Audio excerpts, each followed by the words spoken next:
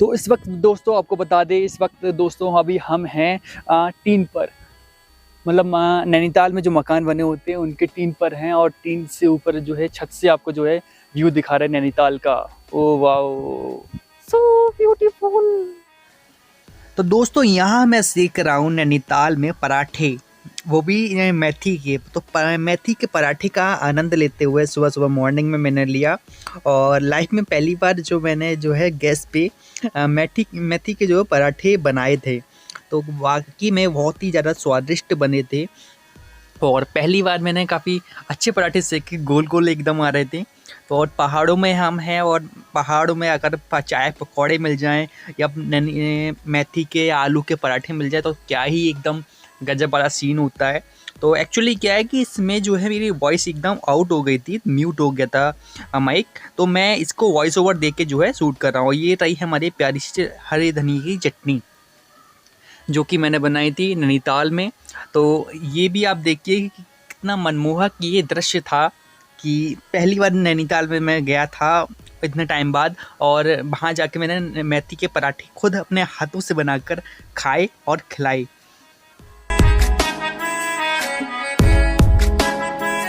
तो हेलो दोस्तों, welcome to my new blog. और आज का ब्लॉग हम शूट कर रहे हैं नैनीताल से, जहाँ अभी हम जो है रुके हुए हैं, जिस रिसोर्ट में रुके हुए हैं वो रिसोर्ट आपको दिखा रहे हैं। ये पीछे वाला रहा, यहाँ हम जो है रुके थे अभी, और नाइट स्टे हमने किया था। अभी 2-3 दिन का हमारा प्लान है कि यहाँ शूट करेंगे, और ज़्यादा से ज़्यादा यहाँ का जो है नैनीताल का व्यू और आसपास का ये जो व्यू आपको जो है वीडियोस और फोटोज़ के ब्लॉग के माध्यम से दिखाना चाहेंगे।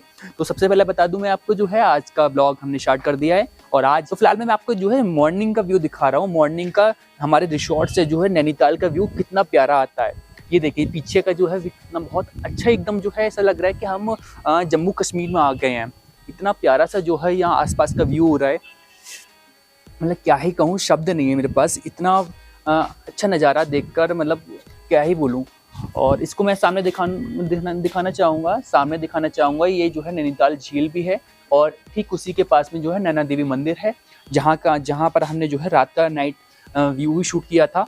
और अभी जो है आपको नैनीताल झील के भी जो है दर्शन कराएंगे, वहाँ की भी वीडियोस दिखाएंगे, फोटोज़ दिखाएंगे ब्लॉग के माध्यम से। सबसे पहले आपको मैंने ये पूरा रिसोर्ट दिखा देता हूँ, पीछे का यहाँ दिखाता हूँ कि यहाँ हमने जो है स्टे किया था। साथ जो है मैं आपको जो है अब आश्रम की दर्शन करा रहा है, जो नैनीताल में मानव उत्थान सेवा समिति का आश्रम है, वो भी आपको दिखाएंगे इस ब्लॉग में हम। तो चलिए सबसे पहले वही दिखाते हैं आपको आज के ब्लॉग में, आइए मेरे साथ।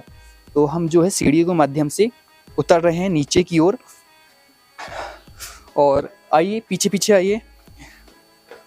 हमने रख लिया। तो अब हम नैनीताल में जो है, नैनीताल में जो मानव उत्थान सेवा समिति का जो आश्रम है उसके दर्शन आपको करा रहे हैं। सबसे पहले अंदर का व्यू दिखाएंगे हम आपको, आइए फोकस करते जाना, ब्लैक हो जाएगा वरना। तो अब हम जो बताएं आपको, अंदर आ चुके हैं मानव उत्थान सेवा समिति के आश्रम में, प्रवेश कर चुके हैं। और ये सतपाल महाराज जी का जो है मंदिर रहा। ये इनके पिताजी और माताजी का जो है तस्वीरें, सतपाल महाराज जी की जो है तस्वीर रही। मंदिर पूरा बना हुआ है, और साथ ही साथ जो है आप पूरा आश्रम दिखाएंगे। दर्शन हमने कराया आपको। अब ये श्री रामचंद्र जी की तस्वीर यहाँ लगी हुई है, श्री कृष्ण जी की तस्वीर यहाँ लगी हुई है, गुरु नानक देव जी की यहाँ तस्वीर लगी हुई है, सियापति रामचंद्र हनुमान जी का जो है मिलाप जब हुआ था, तो मिलाप के जो है भी यहाँ पर जो है तस्वीर लगी हुई है। बहुत ही चारों तरफ जो है एक पॉजिटिव वे की जो है एनर्जी लग रही है यहाँ पर। मतलब बहुत ही मन जो है एकदम यहाँ पर आकर मेरा शांत हो गया। इतना प्यारा यहाँ का जो माहौल है, वातावरण है। ये पूरा आश्रम देखो आप लोग, शायद काफ़ी अच्छा आ जाएगा। ये पूरा आश्रम रहा।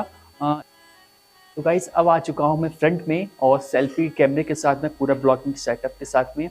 अब मैं आपको सामने का व्यू दिखाऊंगा, और आज के ब्लॉग में आपको जो है नैनीताल का व्यू मिलेगा देखने के लिए। और आज ज़्यादा से ज़्यादा हम जो है नैनीताल की जो अच्छे अच्छे पॉइंट्स हैं वो उनको कवर करने का प्रयास करेंगे आज के ब्लॉग में। तो बहुत ही अच्छा लगेगा।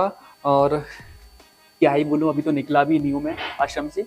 अभी कुछ देर में जो है लंच करके जो है निकलते हैं, और अच्छे अच्छे जो है आपको नैनीताल के जो व्यू पॉइंट्स हैं वो दिखाते हैं आपको आज के ब्लॉग में।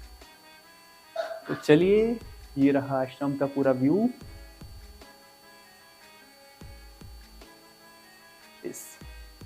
चलिए अब चलते हैं हम जो है रोड पर और वहाँ के आपको व्यू दिखाएंगे। बाय।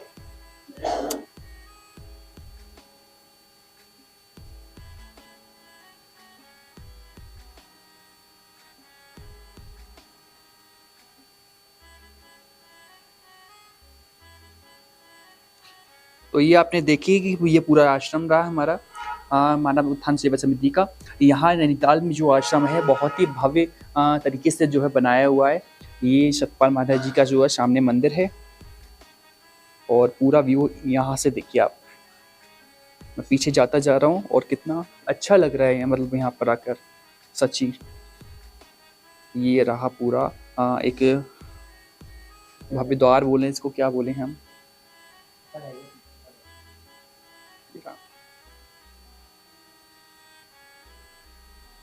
और ये रहा इसका मेन गेट।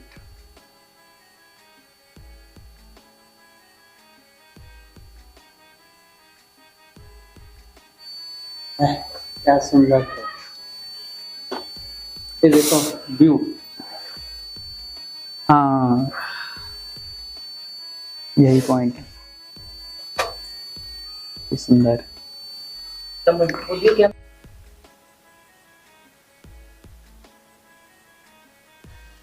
तो दोस्तों यहाँ मैं सीख रहा हूँ नैनीताल में पराठे, वो भी मेथी के। तो मेथी के पराठे का आनंद लेते हुए सुबह सुबह मॉर्निंग में मैंने लिया और लाइफ में पहली बार जो मैंने जो है गैस पे मेथी के जो पराठे बनाए थे, तो वाकई में बहुत ही ज़्यादा स्वादिष्ट बने थे।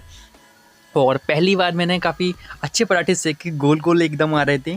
तो और पहाड़ों में हम हैं और पहाड़ों में अगर चाय पकौड़े मिल जाएं या मेथी के आलू के पराठे मिल जाए तो क्या ही एकदम गजब वाला सीन होता है। तो एक्चुअली क्या है कि इसमें जो है मेरी वॉइस एकदम आउट हो गई थी, म्यूट हो गया था माइक, तो मैं इसको वॉइस ओवर दे के जो है शूट कर रहा हूँ। ये रही हमारी प्यारी सी हरे धनिया की चटनी जो कि मैंने बनाई थी नैनीताल में। तो ये भी आप देखिए कि कितना मनमोहक ये दृश्य था कि पहली बार नैनीताल में मैं गया था इतने टाइम बाद और वहाँ जाके मैंने मेथी के पराठे खुद अपने हाथ से बनाकर तो चलिए फिर जो है फटाफट खिलाई। देखते हैं। ये आप सामने से वीडियो देखिए व्यू आश्रम का, और अब हम चलते हैं ऊपर की ओर, ऊपर से दिखाते हैं आपको व्यू। आइए। तो इसके लिए हमें जो है सीढ़ियों से ऊपर जाना पड़ेगा। सेट है, एक एक करके हम चलें।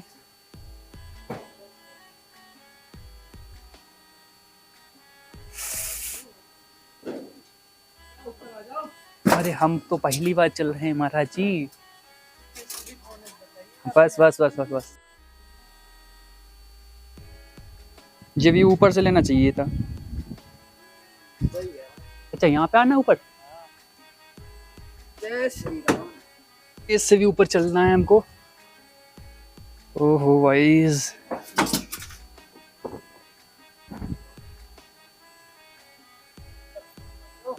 बिल्कुल आपको तो अभ्यास हो चुका है महात्मा जी, लेकिन हमको इतना अभ्यास नहीं है।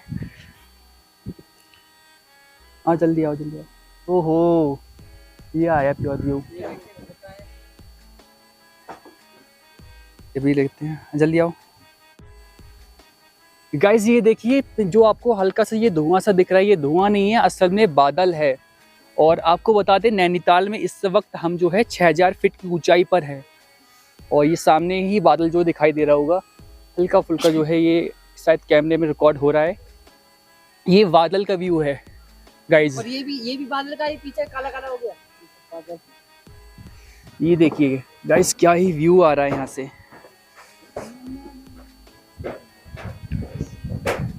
अब ठीक है, इस पॉइंट पे हिलेगा नहीं, बोल्ट पे खड़ा हो। आश्रम की मानव उत्थान सेवा समिति का जो हमारा आश्रम है नैनीताल का, उसकी जो है छत पर खड़े हुए हैं और छत से आपको जो है पूरे नैनीताल का यहाँ से व्यू दिखाने का प्रयास कर रहे हैं। साथ ही साथ हमारे साथ जो इस वक्त जो है आश्रम से महात्मा जी हमारे साथ मौजूद हैं। अब महात्मा जी जो है यहाँ नैनीताल का व्यू के बारे में विस्तार से बताएंगे आपको। महात्मा जी जो हमारे बाइक साइड देख रहे हैं इस समय, हमारे लेफ्ट साइड जिधर हाथ उठा रहा हूँ, ये ऊंचा पहाड़ दिखाई दे रहा है। इसको स्नो दर्शन यहाँ से जाने से जब ये मौसम क्लियर होता है उस समय यहाँ से बहुत सुंदर हिमालय दिखाई देता है। एकदम आपको बर्फ पूरी दिखाई देगा। अगर दूरबीन के द्वारा देखें तो बहुत सुंदर, ऐसा बिल्कुल पास में बर्फ के पहाड़ सारा दिखाई देता है। और यहाँ ठीक हमारे सामने आप देख रहे हैं कि इस समय नैनीताल झील, जो कि कहावत कहते हैं तालों के में ताल, नैनीताल बाकी सब तलैया, और राजा में महाराजा रघुराज सिंह बाकी सब रजैया। तो आज हम आपको ये नैनीताल झील हमारी आश्रम की छत से दिखाया जा रहा है। और ये चारों तरफ एक मनोरम दृश्य, सुंदर पहाड़ियाँ हैं, घाटियाँ हैं। और ये आपको हम लोग ये कोशिश यही चाह रहे हैं कि आपको यहाँ का दृश्य दिखाई दे। अभी तक मौसम साफ था, कुछ ही थोड़ी देर से ही पहले ये बादल यहाँ आ गए। अब ऐसा लग रहा है जल्द ही, क्योंकि अगर बादल आए तो बर्फबाजी हो सकती है, बारिश होगी। बारिश होने के बाद ओला पड़ता है, ओला के बाद यहाँ बर्फ पड़ती है। तो वास्तव में जब बर्फ पड़ती है तो कहते हैं जन्नत, मैंने स्वयं देखा है कि इस नैनीताल में जन्नत उतरता है। हर आदमी घरों से बाहर होता है और बर्फ का लुत्फ उठाने के लिए, आनंद उठाने के लिए। तो कहने का मतलब यही है कि ये अभी तो कोई गुंजाइश आज है या नहीं है ये तो हम भविष्य नहीं कर सकते, लेकिन ये है कि अगर बारिश आ जाए, बारिश हो जाए तो जल्दी से जल्दी बर्फ पड़ेगी। यहाँ सारी होटलों में चहचहाहट बढ़ जाती, टूरिस्ट आने लगते हैं क्योंकि बर्फ का आनंद लेने के लिए, क्योंकि वो एक अनोखा आनंद होता है। जब रुई जैसे बरसता, सारे पेड़ पौधे सफ़ेद हो जाते हैं। आपको अभी ये पहाड़ सारे जैसे तैसे ही दिखाई दे रहे हैं, पेड़ पौधे। बादल निकल रहा है पहाड़ के बीच से, बताइए जरा। ये भी ऊंचा पहाड़ है, इसको पीछे अब इसको ये इसको बोलते हैं, अरे क्या बोलते हैं मैं याद नहीं आ रहा है। लेकिन ये जो हमारे पीछे है ये भी यहाँ से चाइना पीक पहाड़ कहते हैं। ये जो सामने इधर सामने जो है अब देख रहे हैं ये चाइना पीक है। और यहाँ से चाइना के बहुत दूर तक दूरबीन के द्वारा देखा जाता है। तो ये सबसे ऊंचा पहाड़ नैनीताल का आप देख रहे हैं। पहाड़ के लिए चाइना पहाड़ है। लगभग हमारे यहाँ आश्रम से जो है इसकी दूरी कितनी होगी महात्मा जी? ये तो घूम करके जाना पड़ता, सीधा तो नहीं जा सकते हैं। करीब 5-6 किलोमीटर ये पड़ता है, घूम के जाना पड़ता है। देखने में तो लग रहा है 1 किलोमीटर भी नहीं है, लेकिन जो है यहाँ से दूरी इसकी 5-6-7 किलोमीटर पड़ेगी, क्योंकि घूम के जाते हैं। और हालांकि ऊपर चढ़ने के लिए तो पैदल ही कैसे हर आदमी इस पहाड़ पे चढ़ भी नहीं पाता है। और ये दूसरा साइड है, ये आप देख रहे हैं, ये हमारे इस समय कैमरा दिखा रहे हैं, इसको टिपन टॉप बोलते हैं।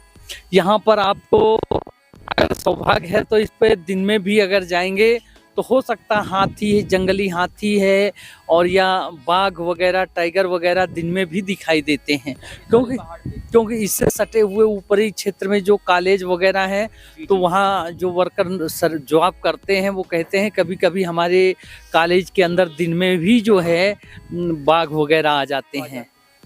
तो ये टिपन टॉप कहलाता है। बहुत सुंदर। तो बहुत बहुत शुक्रिया महात्मा जी, आपने जो है यहाँ आश्रम के बारे में और सबसे बड़ी बात है यहाँ के मौसम के बारे में और जानकारी पहाड़ों के बारे में दी। वो मैं आपको बताना चाहूँगा, एक पेड़ मैं आपको दिखाना चाहूँगा। इस पेड़ को जूम कीजिए, ये सामने पेड़ दिखाई दे रहा है, इसको जूम करके दिखाइए। तो बोले हो गया। ये देवदार का पेड़ है। देवदार का? हाँ। अच्छा। देवदार का पेड़ कहते हैं कि जिस समय ये भगवान एक राक्षस था, उसको मारने के लिए तपस्या में भगवान शंकर बैठ गए, तो माता पार्वती के पास कोई काम नहीं रहा। तो माता पार्वती के पास जब कोई काम, पौधे इसका बीज कहीं से कलेक्ट किया और उसको कलेक्ट करने के बाद इसका वृक्षारोपण सबसे पहले इस भारत भूमि में, या देव भूमि कह लीजिए आप, देव भूमि में खड़े हैं इस समय, तो इसको वृक्षारोपण किया। माता आदिशक्ति जगदम्बा भवानी कहा जाता है, भगवान शंकर के अर्धांगिनी, उन्होंने इसका वृक्षारोपण किया। तो वास्तव में ये कहते हैं कि पूजा पाठ में, अगर कहते हैं बिना चंदन के लकड़ी के पूजा पाठ नहीं होता है, लेकिन इसको कहते हैं उसकी जगह पे चंदन की जगह यूज कर सकते हैं। इसकी लकड़ी बहुत ही फर्नीचर वगैरह में लोग लगाते हैं तो बहुत ही खुशबू मारता है। हाँ, इसकी लकड़ी इतनी खुशबू मारती है कि आप कि कुछ कहने को नहीं। बहुत सुंदर है इसका रेशे वगैरह, पॉलिश वगैरह होता है, बहुत सुंदर रेशे होते हैं। तो ये अति सुंदर ये वृक्ष माना जाता है, बहुत पवित्र माना जाता है। अब उत्तराखंड सरकार ने तो इसको पूरी तरह से प्रतिबंध कर रखा है कि हाँ, कि इसको दोहन से, इसको कटाई करने से रोका जा सके। तो वास्तव में पूजनीय ऐसे इसीलिए वास्तव में ये ठंडे इलाकों में ही होता है, गर्म एरिया में नहीं होता है। क्योंकि मैंने एक बार देहरादून एग्जीबिशन था, उस समय श्री प्रेमनगर आश्रम में सेवारत था, तो एक प्रोजेक्ट था हर्बल गार्डन, उसमें मैंने ये पेड़ को ले जाके 6 महीना रोका। मैंने अपनी किसी तरह से छाया में रोका इस पेड़ को। तो देवदार, तो एक भाई आया मेरे पास हिमाचल से, कहने लगा महात्मा जी भाई ये कैसे आपने रोक लिया। हमने कहा इसको बहुत सिकोटी दी, तब मुश्किल के 9 महीना तक ये पेड़ हमारे पास रहा, आखिरकार गर्मी के वो चलते सूख गया था। तो वास्तव में ये बहुत सुंदर, ये ठंडे इलाकों में ही होता है। तो यहाँ एक से एक पेड़ है जो कि वास्तव में देवभूमि में सौभाग्य होता है ऐसे पेड़ों का वृक्षारोपण। हमने भी यहाँ पर एक बार वृक्षारोपण किया था, तो 15 पेड़ देवदार के वृक्षारोपण किए थे हमने भी किया। क्योंकि उसी समय, जिस समय मैंने इसके विषय में पढ़ा, तो मेरे अंदर बहुत तमन्ना थी कि इसका वृक्षारोपण करूं।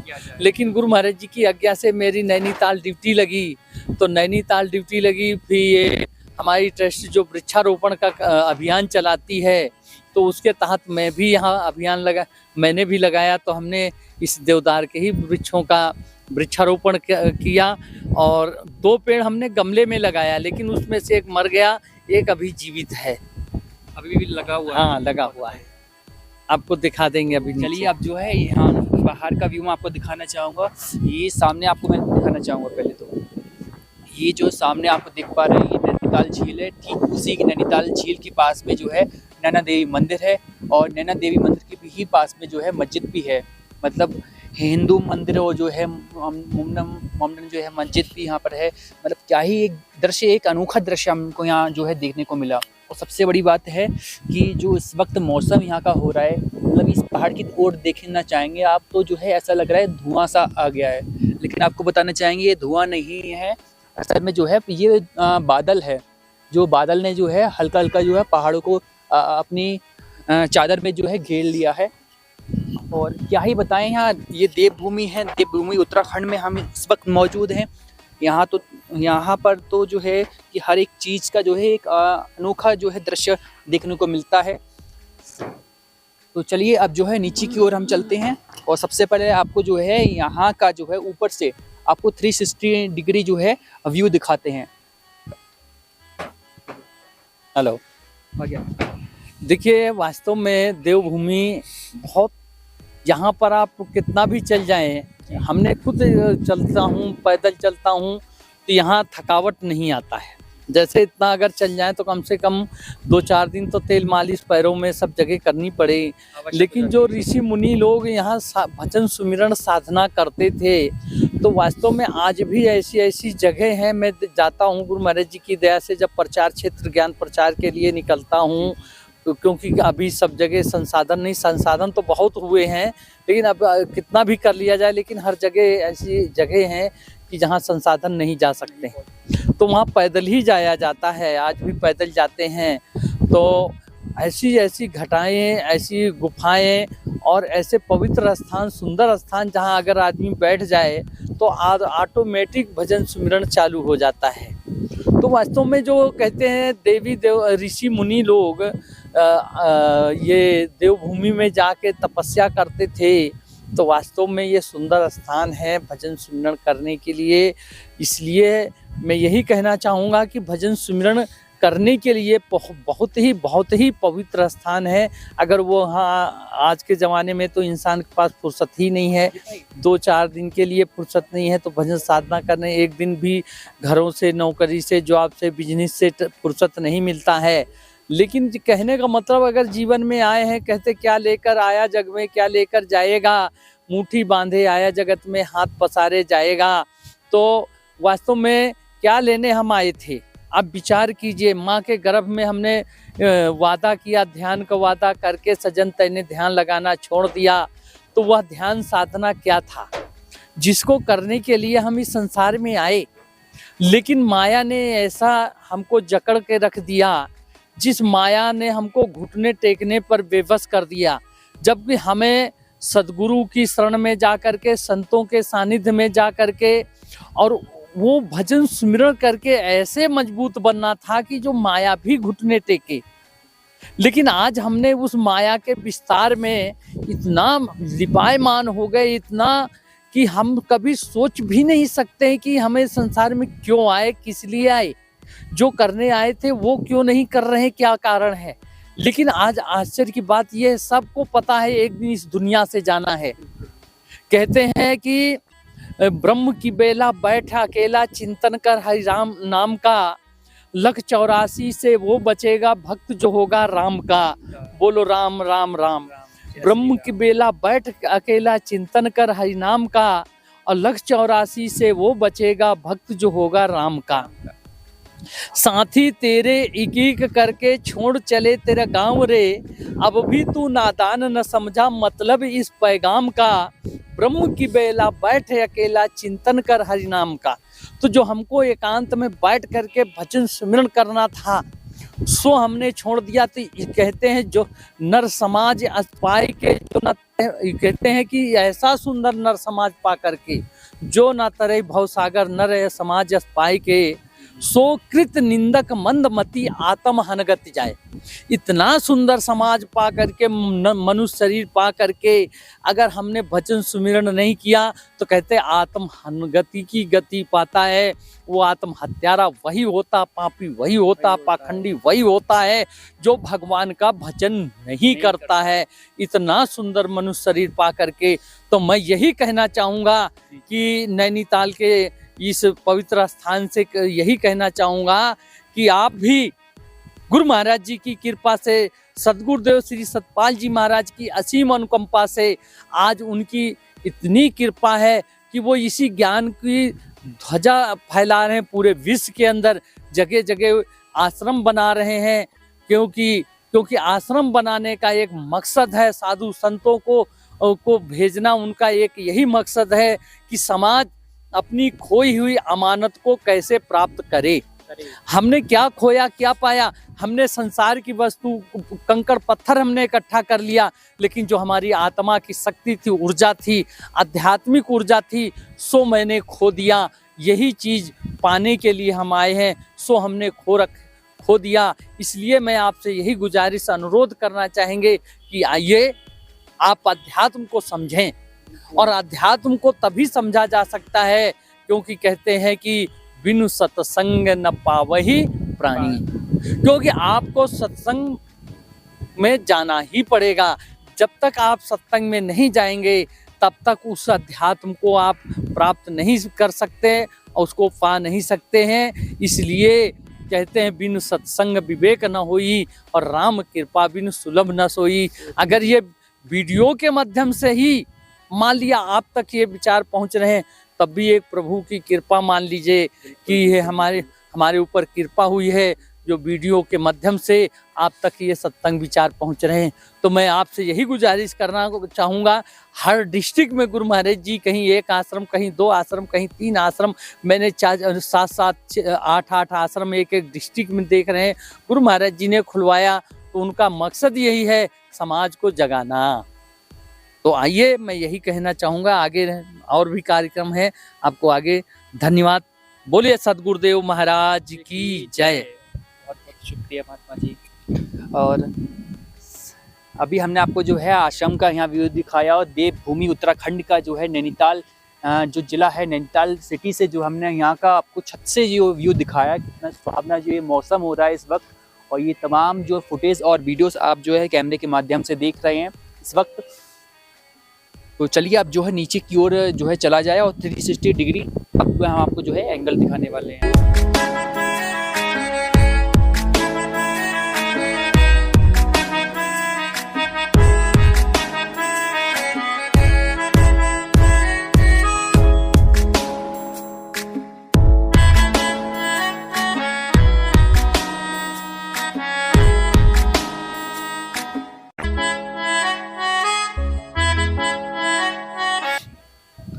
तो इस वक्त दोस्तों आपको बता दें, इस वक्त दोस्तों अभी हम हैं टीन पर, मतलब नैनीताल में जो मकान बने होते हैं उनके टीन पर हैं, और टीन से ऊपर जो है छत से आपको जो है व्यू दिखा रहा है नैनीताल का।